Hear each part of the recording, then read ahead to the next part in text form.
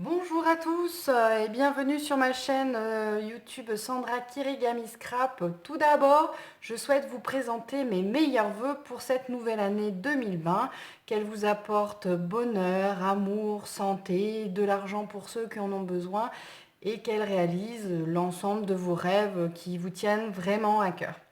Voilà, aujourd'hui je souhaite revenir sur l'année 2019, faire une petite vidéo récapitulative de mon bullet journal. J'ai pas eu l'occasion de faire des vidéos tous les mois. J'ai pas eu trop le temps l'année dernière de consacrer du temps à la chaîne et du coup je m'en excuse d'avance. Par contre, c'est vrai que mon bullet journal, j'ai pu le tenir de manière régulière.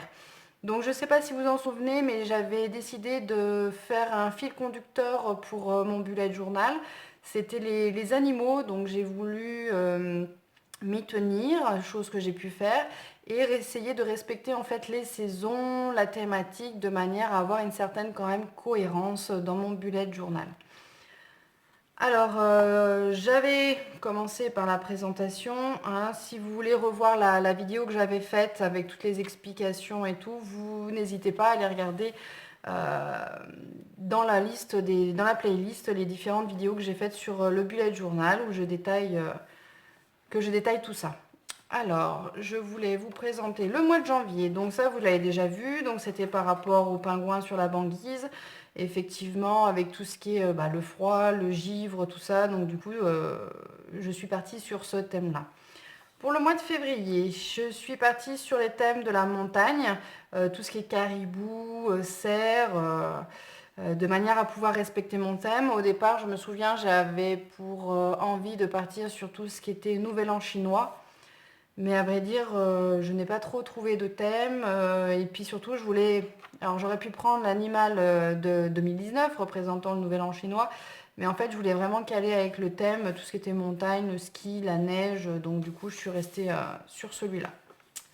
Alors le mois de mars, bah du coup, j'ai pris le thème, tout ce qui était Chine, en matérialisant avec les bambous et le petit panda. Du coup, dans un autre contexte, mais ça permet en fait de garder cette thématique et un peu de verdure et tout. Ça m'a fait le plus grand bien pour ce mois de mars. En avril, bah, effectivement, qui dit avril dit Pâques. Qui dit Pâques dit bah, tout ce qui est poussin, les œufs de Pâques et tout. Donc du coup, je suis partie sur cette thématique-là. C'est volontairement que je n'ai pas colorisé le dessin. Je le trouvais très chouette simplement comme ceci. Donc du coup, je l'ai laissé tel quel et je suis venue juste coloriser en fait le mois d'avril. Le mois de mai, joli mois de mai. Pour moi, c'est synonyme de renouveau, le printemps, l'éclosion. Et donc, du coup, j'ai voulu rendre hommage à tous ces papillons qui sortent, qu'on voit un peu de partout dans les champs et tout.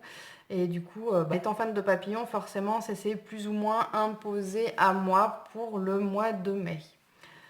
Le mois de juin, donc je suis partie sur les tortues. J'avais pas forcément de prédisposition particulière qui collait à ce mois-ci, mais j'avoue que j'adore les tortues et donc du coup je me suis dit pourquoi pas. Donc je vous montre les thèmes de tous les mois, sachant que bien entendu, comme vous avez vu, je vous laisserai regarder dans mes précédentes vidéos, notamment du mois de janvier et de février que je vous ai déjà présenté en vidéo, pour voir comment je m'organisais chaque mois. Donc les détails avec mon mensuel, avec mes petites prises de notes, mes semainiers et savoir comment je procédais.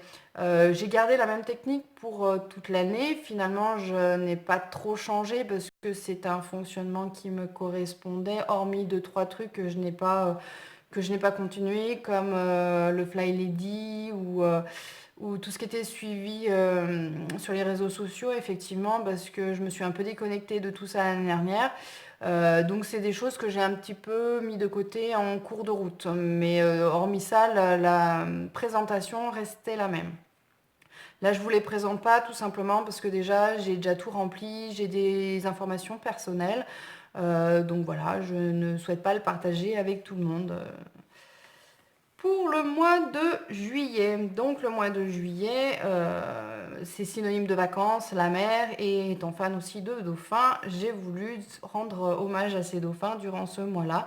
Ici, comme vous voyez, j'ai pu rajouter déjà mes petites notes que j'ai mis fin juin pour se reporter au mois de juillet, alors que je n'avais encore pas réalisé le mensuel. Ça me permettait d'avoir des petits pense-bêtes ici et les petites choses que je pouvais réaliser durant le mois de juillet qui pouvaient être réalisées, soit les sorties, soit des petites choses comme celle-ci.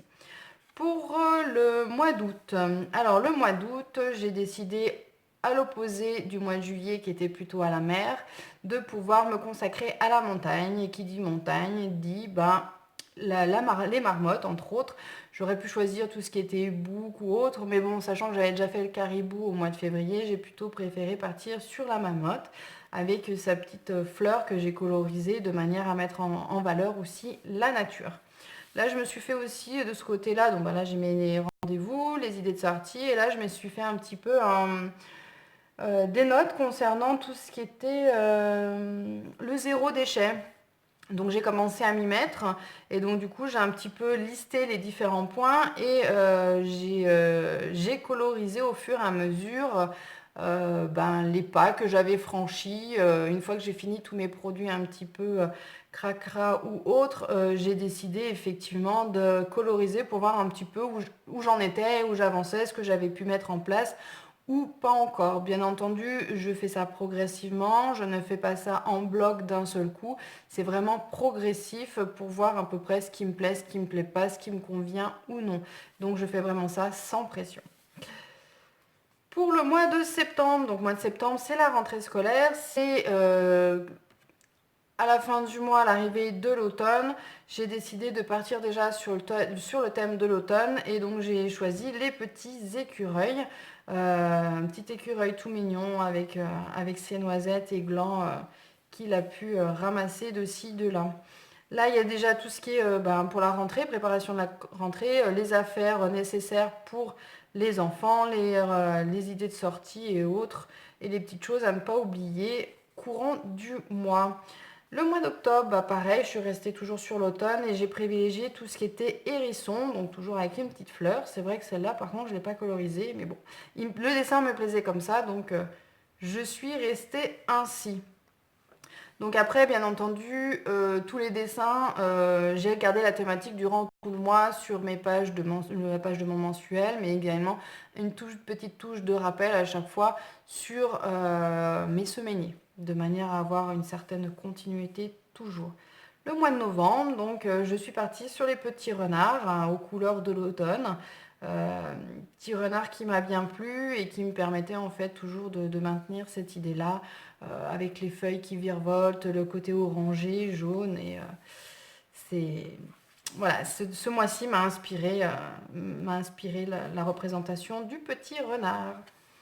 Et pour le mois de décembre, j'ai décidé de partir sur l'ours polaire, de manière à, voilà, toujours avec Noël polaire, et de manière à avoir tout ce qui était neige, le froid, la glace éventuelle, de manière, voilà, toujours à coller sur mon thème tout au long de l'année. Donc voilà, il y a des motifs, là j'ai eu envie de le coloriser. Après, c'était un peu au gré, je dirais, de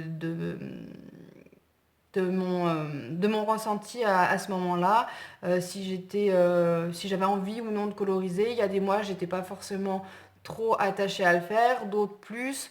Voilà, ça dépendait vraiment de mon humeur. Voilà, je trouvais pas le mot, c'est vraiment en fonction de mon humeur. De mon temps aussi, effectivement, l'été, j'avais peut-être un peu moins de temps parce que j'étais plus dehors à profiter voilà, du soleil, de l'extérieur, du jardin, d'aller me balader, d'aller en montagne ou autre. Et du coup, voilà, après, voilà. Donc après, bien entendu, aucune obligation, je me suis rien imposé, j'ai vraiment fait ça au feeling de mes envies et de mon humeur. Voilà, donc maintenant, pour la nouvelle année, j'ai acheté, l'année 2020, j'ai acheté un nouveau bullet journal. Je suis restée sur exactement le même modèle, car franchement, il m'a plu. Donc le modèle de Toga. Il m'a plu, j'ai juste changé la couleur, j'ai voulu quelque chose de plus naturel, neutre et moins sophistiqué comme l'année d'avant. Donc du coup, bah voilà, j'ai commencé à le préparer et bah, j'aurai l'occasion de vous le présenter dans une prochaine vidéo.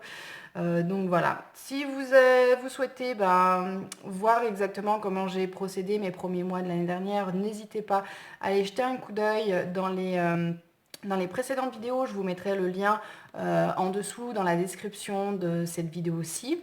Pareil pour le matériel, j'ai une présentation, une vidéo qui présente également le matériel que j'utilise et je le note également en dessous de la vidéo si jamais ça peut vous intéresser. Voilà, voilà. Bah écoutez, je vous retrouve dans une prochaine vidéo pour vous présenter mon nouveau bullet journal. Et en attendant, je vous souhaite une excellente journée.